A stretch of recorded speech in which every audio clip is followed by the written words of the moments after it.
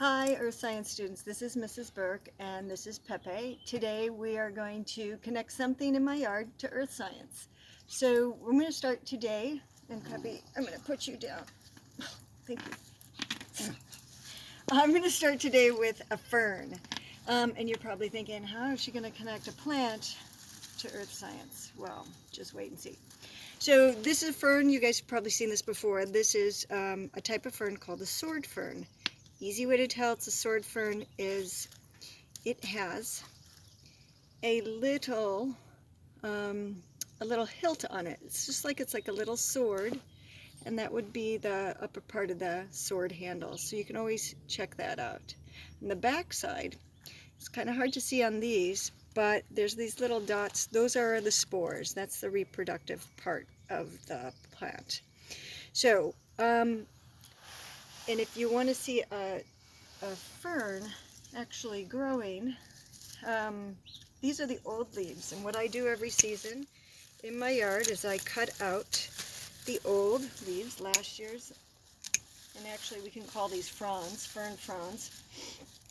And down here, way down here in the bottom, these are the new fronds coming up, and they call these fiddleheads. And so you can kind of see they look kind of hairy and they're twisted, just like, if I can flip it around so it's the other way. Maybe I can find a different one. Oh yeah, right here. If you can think of a violin, and the neck of the violin has that little swirl, the wood piece, that's why they call them fiddleheads. Fiddle is another name for a violin. So I will cut all of these down so that you can see these are going to be the new ones. Not everybody has to cut their ferns down. I just like to, because the new fronds, the new ones of these this year, will be nice and bright green. So how's this connect to Earth Science? Well, ferns were some of the first plants on the planet, and we have ferns in our fossil record, which we'll learn about a little bit later on in the year. But to connect it to something that we just talked about is these ferns actually were part of our energy story. So 360 million years ago, we were in sort of the fern forest era. That's 360 million years ago. The Earth and the United States really had a lot of these swampy fern forests. And what would happen is the fern forest, the ferns would grow, and they would drop all this green organic material into these swamps.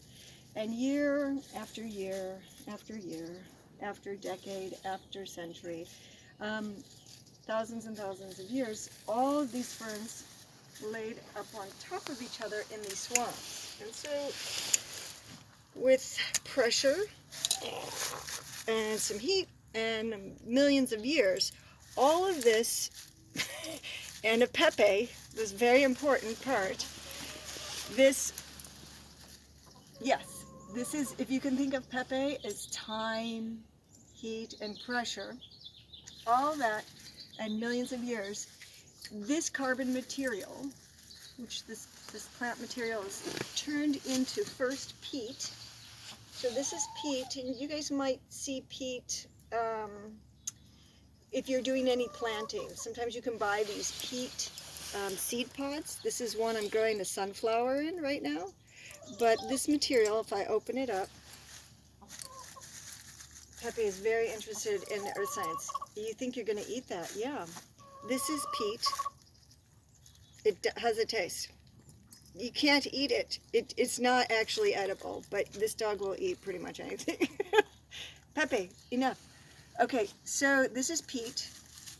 If you kept going with the peat, pressing down on this, pressing down on the peat, you would actually get coal. And coal is basically compressed, it's the changed carbon from this plant into coal. So where there once were swamp fern forests, now we have massive coal deposits, and we pull up that coal, we dig it out of the ground, and we burn it. In Ireland, where my family is from, they don't have a lot of coal deposits, but they do have peat. And when I went to visit my cousins in Ireland, they were actually burning peat. So they, instead of having charcoal, like we have charcoal, they have peat bricks, and they just throw them in their wood stoves or peat stoves, and they use that for heating purposes. So, just to recap, ferns that we have today started about 360 million, that's 360 million years ago, and all the dead and dying fronds from those plants, these giant fern forests. The ferns were actually much bigger than this. They sank into the swampy water. Millions of years, time and pressure and Pepe actually changed that into peat and then into coal. And that's what we're burning today. So that is our Earth Science Yard Nature video today. Thanks.